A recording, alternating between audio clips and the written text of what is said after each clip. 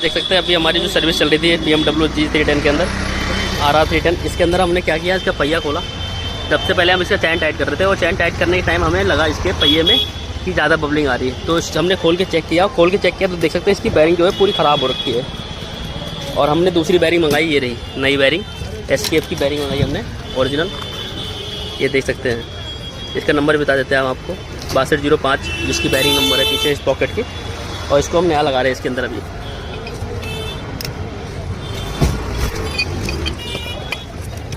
तो जैसे कि देख सकते हैं अभी हमने बैरिंग लगा दिया इसका, और साथ साथ इसके हम लगाएंगे लॉक, और उसके बाद लगेंगे ये सील। ये रही इसकी पुरानी बैरिंग।